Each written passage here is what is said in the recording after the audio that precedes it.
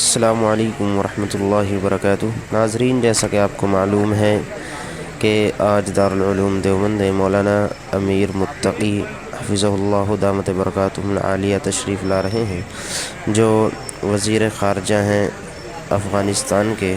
وہ اس وقت ہندوستان کے دورے پر ہیں اور وہ آج دارالعلوم دیوبند میں پہنچ رہے ہیں۔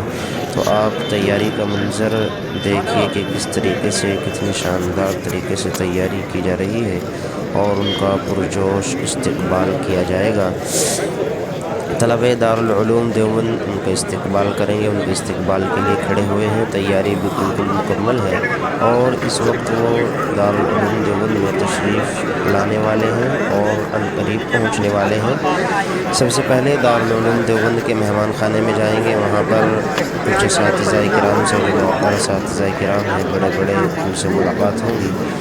پھر ملاقات کے بعد کھانا وغیرہ، ظہر کی نماز ادا کی جائے گی اور ظہر کی نماز کے بعد انشاءاللہ لائبریری کی جو دوسری منزل ہے شیخ الہند لائبریری کی، اس میں عام خطاب ہوگا، جس میں تمام طلبہ شرکت فرمائیں گے اور باہر سے آئے ہوئے مہمان کرام کی بھی شرکت ہوگی۔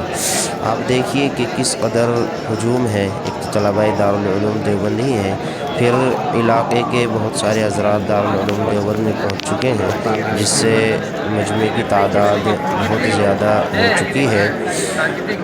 ہم آپ کو بتا دیں کہ افغانستان اور طالبان کا دارالعلوم سے جو گہرا ربط ہے، جو تعلق ہے، وہ صرف تعلیم کی بنا پر ہے کہ افغانستان کے طلباء بہت دنوں سے، بہت پرانے سن 1819 سے ہی دارالعلوم دیوبند سے فیض حاصل کر رہے ہیں اور آج بھی الحمدللہ دارالعلوم دیوبند کے اندر افغانستان کے طلباء موجود ہیں جو وہاں پر رہ کر دینی تعلیم حاصل کر رہے ہیں۔